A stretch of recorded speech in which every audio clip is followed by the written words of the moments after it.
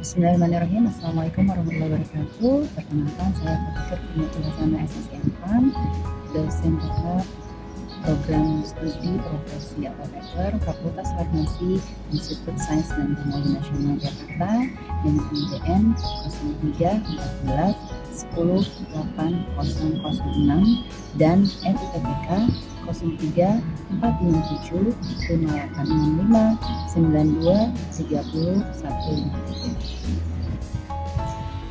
Pada kesempatan ini saya akan menjelaskan mengenai salah satu mata kuliah yang saya ampu sesuai dengan bidang kajian saya, yaitu pelayanan kefarmasian.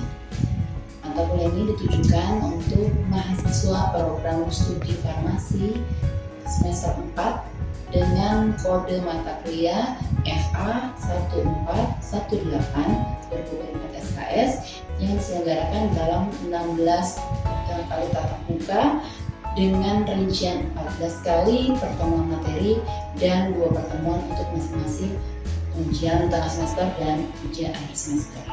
Materi pada mata kuliah ini meliputi konsep dan jenis pelayanan kefarmasian baik di rumah sakit, apotek maupun di puskesmas yang disertai dengan studi kasus pengelolaan perkebunan farmasi dan pelayanan farmasi klinik di rumah sakit, studi kasus pelayanan kefarmasian di apotek dan di puskesmas disertai dengan program keselamatan pasien dan program pengendalian resistensi antimikroba di rumah sakit, pelayanan sumedikasi di apotek, dan pengelolaan vaksin di puskesmas.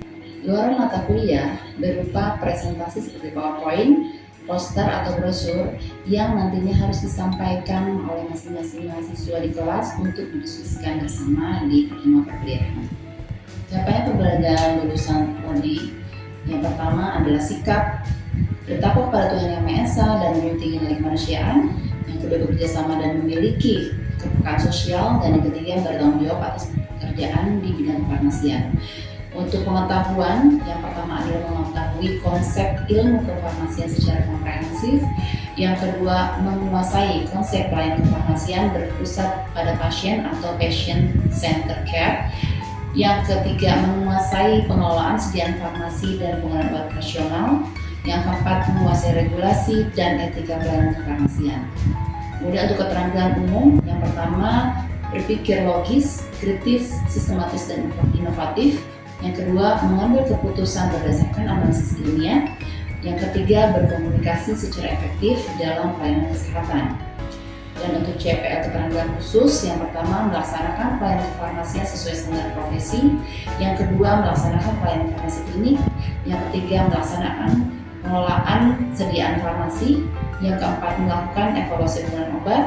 Yang kelima, memberikan informasi obat dan konseling. Dan yang keenam, melakukan dokumentasi praktik kefarmasian.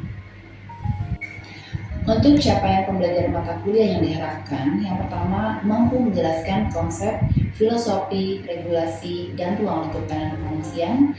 Yang kedua, mampu menganalisis penyelenggaraan pelayanan kefarmasian di rumah sakit. Yang ketiga, mampu menganalisis penyelenggaraan pelayanan kefarmasian di apotek.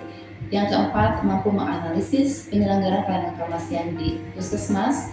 Yang kelima, mampu melaksanakan pelayanan farmasi klinik secara sesuai standar. Yang keenam, mampu menerapkan prinsip patient safety, medication safety, dan program pengendalian resistensi antimikroba.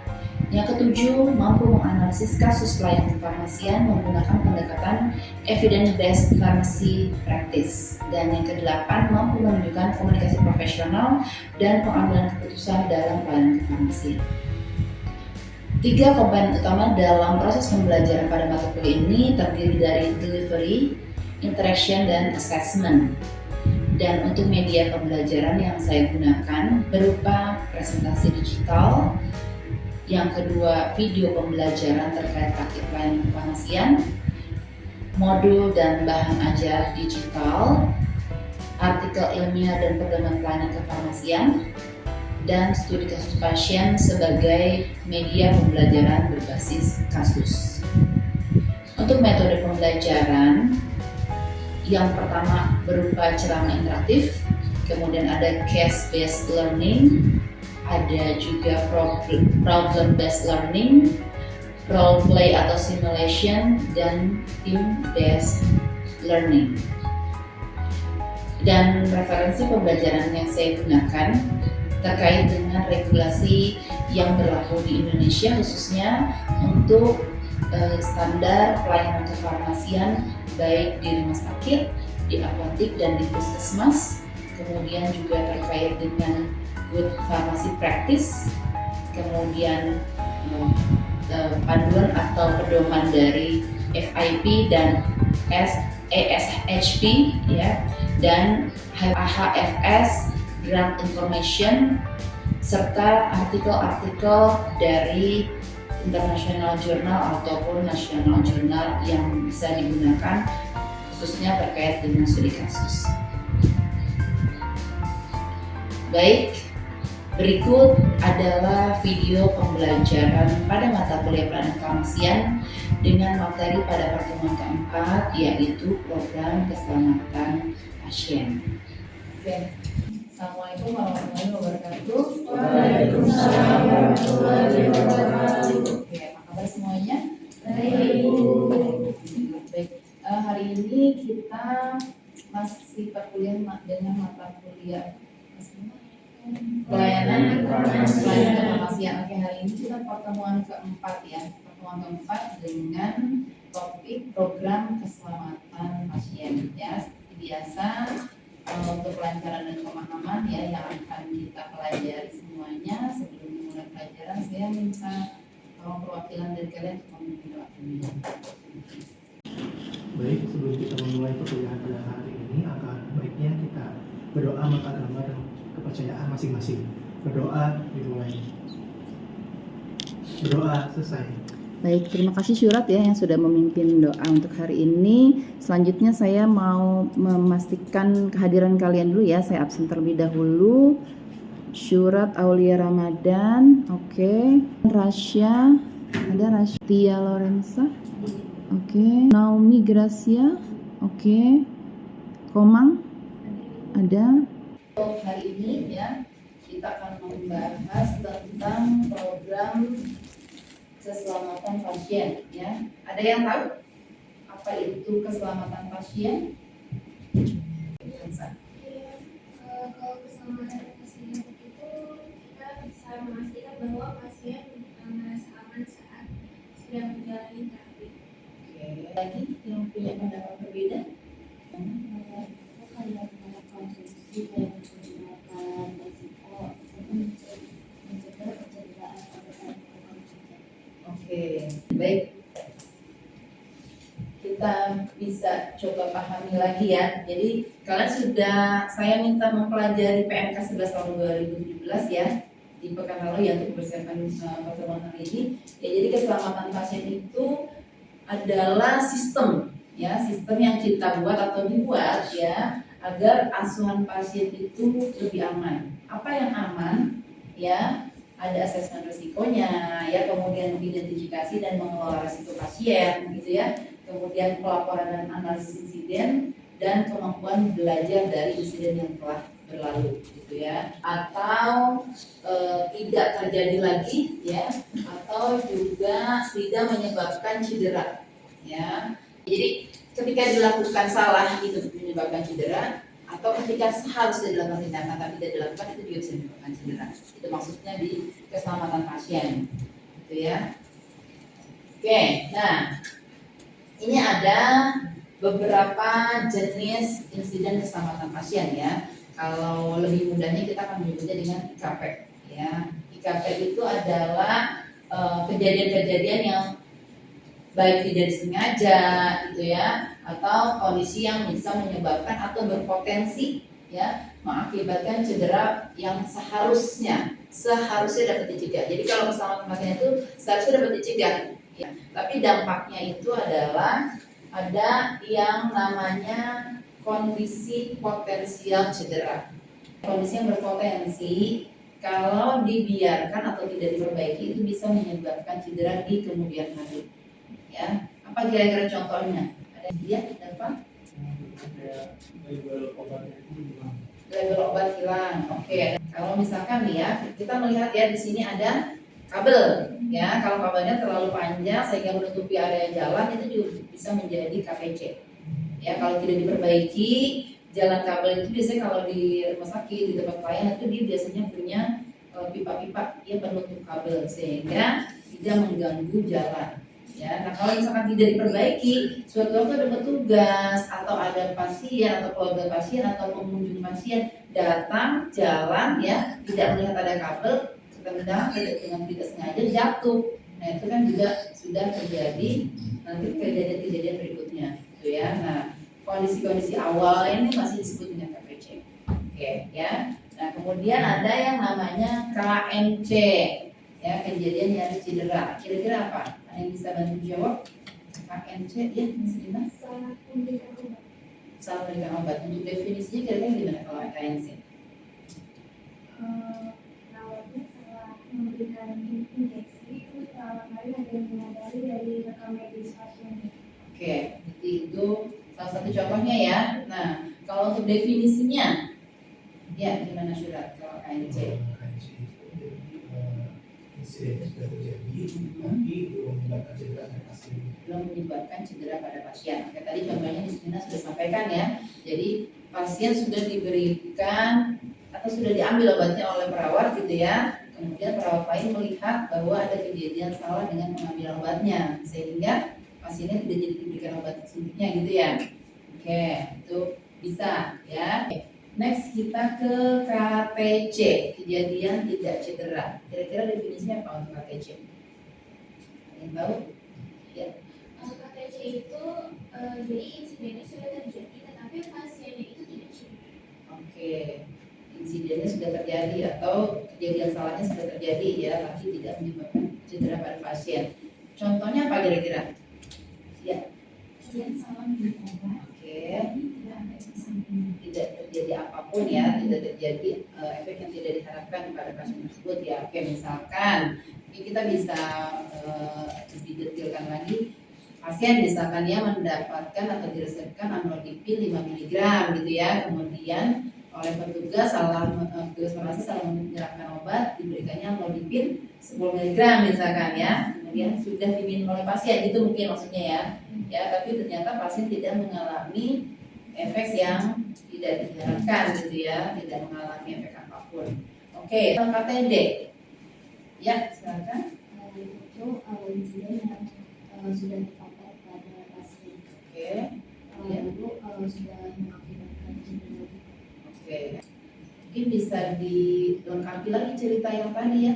Jadi amlodipinnya seharusnya 5 mg diberikan kepada pasien 10 mg gitu ya. Nah kemudian pasien mengalami pusing hebat.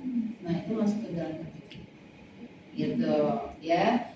Nah di teori lain ya ada satu kejadian atau insiden keselamatan pasien juga yang didefinisikan namanya kejadian sentinel ya. Kalau sentinel ini sebenarnya ada yang memasukkan ke dalam KTD ya kalau secara teori, ada yang dia memasukkan ke dalam kelompok yang berbeda. Jadi ada 5 IKP gitu ya.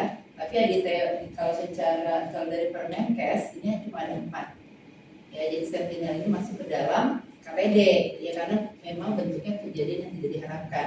Apa sih sentinel itu menyebabkan cacat tetap atau kematian gitu ya. Misalkan pasien salah tindakan operasi ya, harusnya kaki kanan yang diamputasi yang diamputasikan di kiri. Nah itu masuk ke dalam sentinel gitu ya. Atau misalkan diberikan antibiotik amoxicillin ya, padahal sebenarnya pasti sudah diinformasikan bahwa pasien alergi amoxicillin sehingga menyebabkan shock anafilaktik tidak tertolong, akhirnya meninggal. Itu juga bisa ya, salah satu contoh dari ya. Oke, sampai sini paham ya? Bisa dipahami ya? Oke. Baik, nah kemudian selain IKP ya atau insiden keselamatan pasien, ada yang namanya sasaran keselamatan pasien. Ya, pertama adalah mengidentifikasi pasien dengan benar, ya.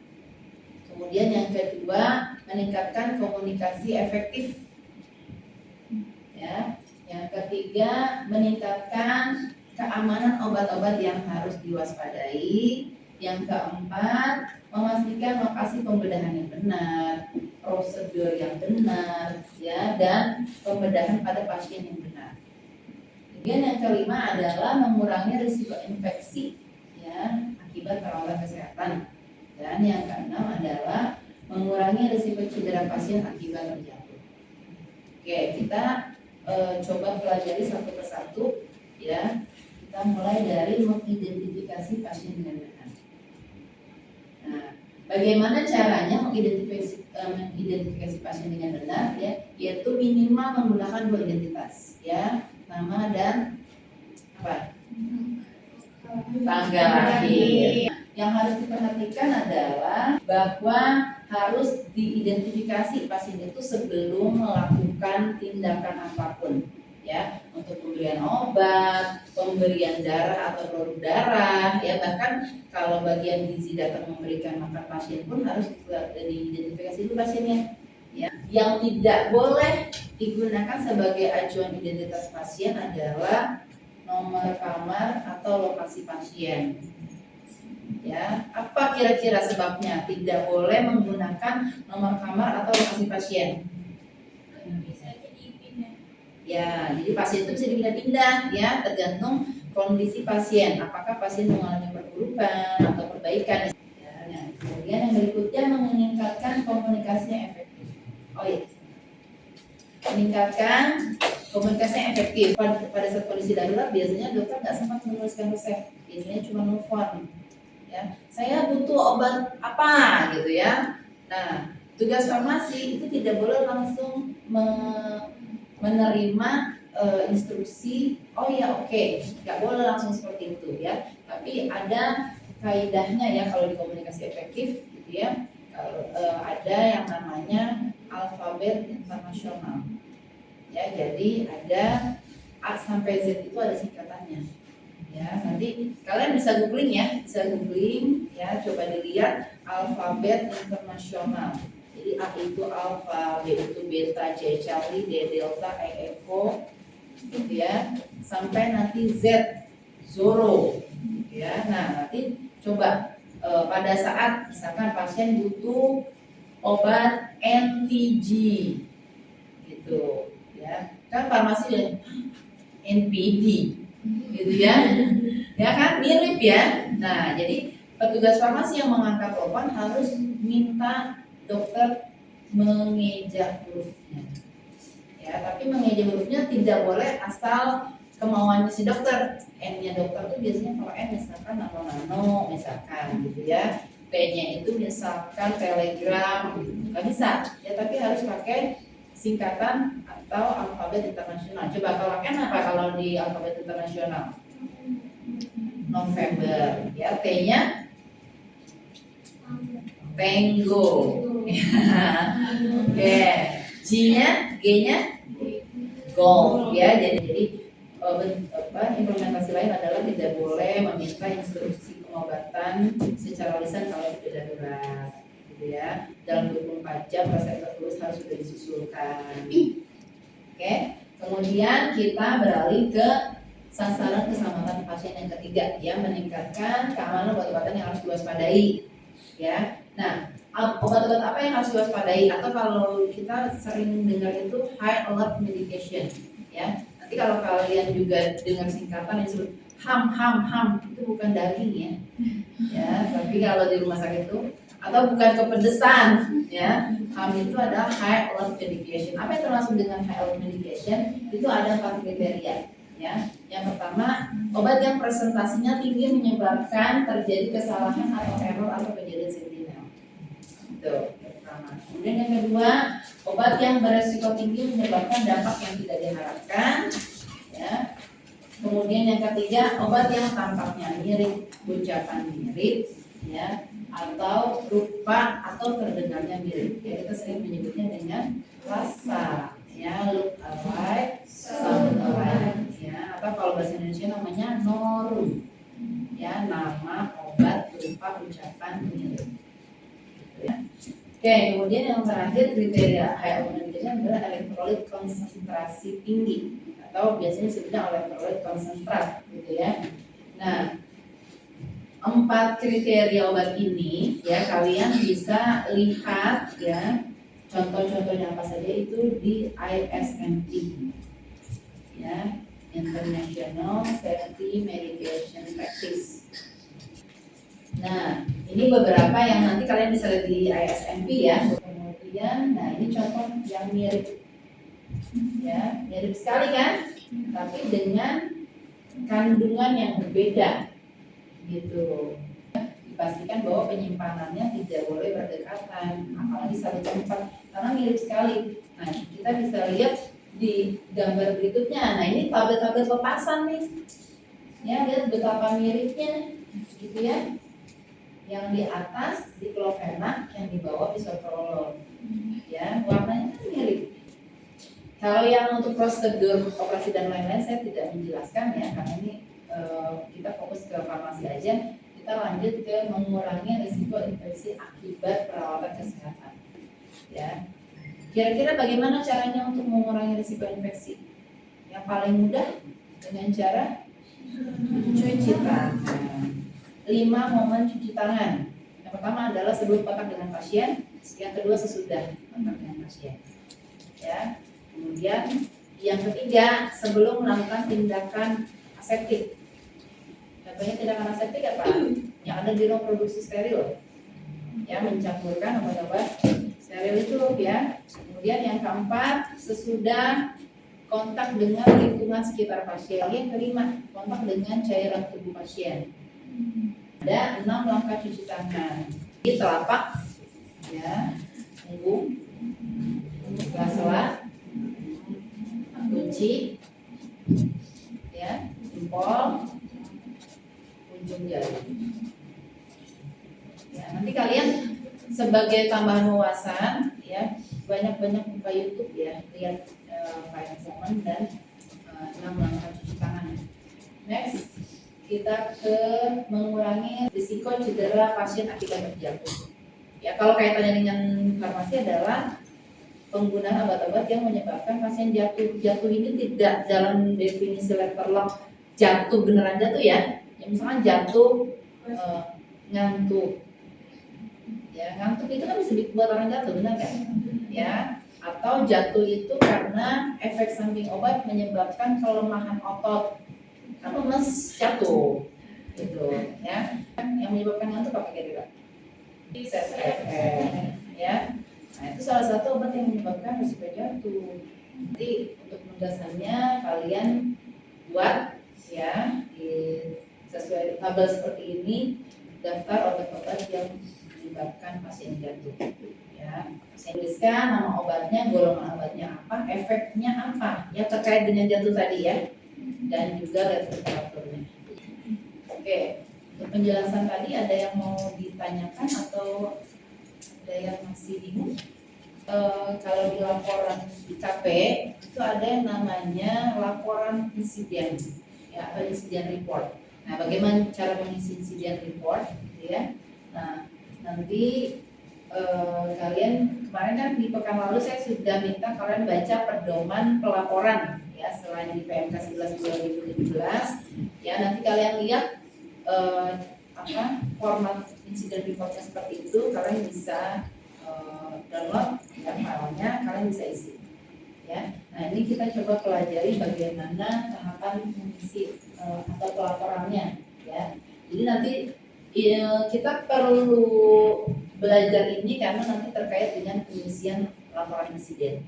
Ya, contohnya tadi. Ya, kita lihat, coba sebentar ke atas kasusnya, kita lihat ya.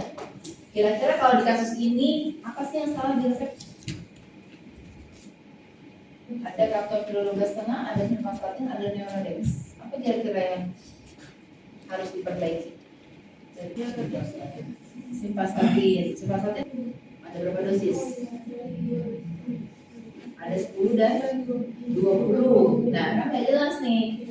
Seperti ini kejadiannya. Ya, kemudian ya saya jelaskan kasusnya. Ya, saya lanjutkan dari kasus ini. Pasien diberikan langsung ya simvastatin yang 10 mg. Ya, tanpa konfirmasi ke dokter. Gitu, ya. Nah, kemudian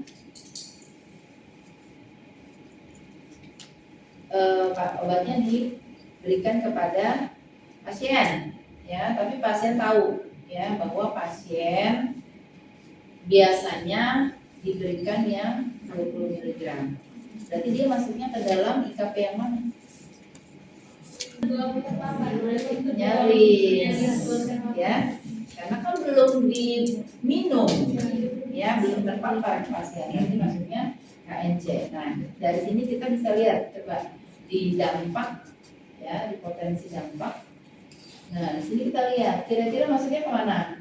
1 tidak signifikan, 2 minor, 3 moderat, 4 mayor, 5 katastrofik. Tidak signifikan. Kita catat ya, maksudnya ke dalam tidak signifikan atau tingkat resikonya 1. Ya. Kemudian kita lihat ke frekuensi ya, atau probabilitas. Nah, tingkat resikonya masuknya kemana? Tadi saya informasikan terakhir terjadi kondisi yang serupa 6 bulan yang lalu. Berarti masuk kategorinya yang mana? Berarti masuknya ke sering. Ya, berarti kita catat tadi di dampak tingkatnya 1, ya, di frekuensi tingkatnya 4. Nah, coba kita lihat di matriks gradingnya, kita kawinkan antara probabilitas dan dampak. Nah, dia masuknya ke dalam pita yang warna mana? Hijau. Ya, jadi masuknya moderat. Bisa dipahami ya? Ya, bisa dipahami ya. Oke, di incident report ya, kalian akan lihat dia masuknya ke dalam pita warna apa. Tadi warnanya hijau. Jadi nanti di insiden kalian mencari ya pita warna hijau. Oke. Baik, untuk kesimpulan perkuliahan kita pada hari ini adalah ya, yang pertama, keselamatan pasien merupakan suatu sistem yang dirancang untuk memastikan bahwa pelayanan kesehatan berlangsung secara aman ya, melalui asesmen risiko, identifikasi dan pengelolaan risiko, pelaporan serta analisis insiden ya, kemudian pembelajaran dari setiap insiden, dan penerapan solusi untuk mencegah terjadinya cedera akibat kesalahan tindakan maupun kelalaian dalam memberikan tindakan yang seharusnya dilakukan. Kemudian untuk penerapan keselamatan pasien ini didukung oleh 6 sasaran utama, yaitu mengidentifikasi pasien dengan benar, meningkatkan komunikasi efektif, menjamin keamanan penggunaan obat-obatan yang berisiko tinggi, memastikan ketepatan pasien, prosedur dan lokasi pembedahan atau operasi, mengurangi risiko infeksi terkait pelayanan kesehatan, serta mencegah cedera akibat pasien terjatuh. Nah, ini literatur yang kalian bisa pelajari. Sampai sini ada yang mau ditanyakan? Sudah cukup jelas ya? Oke, sudah cukup jelas. Baik, nanti di pekan depan ya, pekan depan itu kita akan mempelajari tentang program pengendalian resistensi antimikroba. Ya, jadi nanti kalau kalian siapkan cari-cari literatur yang bisa kalian baca ya untuk mengikuti pertemuan kita berikutnya. Oke. Oke, baik, kalau sudah tidak ada yang ingin ditanyakan, saya minta tolong kembali. Ada yang mau jelas sebelum kita tutup? Baik, untuk mengakhiri perkuliahan pada hari ini, langkah baiknya kita berdoa untuk agama dan kepercayaan masing-masing. Berdoa dimulai. Ya, baik, terima kasih semuanya ya untuk hari ini. Sampai jumpa di pekan depan ya. Nanti kalau memang ada yang mau ditanyakan kembali, kalian bisa diskusi di pekan depan ya. Saya akhiri ya untuk pertemuan hari ini. Terima kasih untuk koordinasi dan kerjasamanya hari ini. Mohon maaf jika ada hal kelemahan. Ya, sehat semuanya, sehat selalu sampai jumpa pekan depan. Saya akhiri. Wassalamualaikum warahmatullahi wabarakatuh. Sekian video proses pembelajaran untuk mata kuliah pelayanan kefarmasian pada program studi Sarjana Farmasi Institut Sains dan Teknologi Nasional. Video ini ditujukan sebagai salah satu syarat penyusunan dokumen pernyataan diri dosen dalam unjuk kerja Tridharma Perguruan Tinggi atau PDD UKTPT. Semoga video ini dapat menjadi pertimbangan yang baik dalam proses penilaian sertifikasi dosen gelombang 1 tahun 2026. Akhir kata, saya ucapkan terima kasih. Wassalamualaikum warahmatullahi wabarakatuh.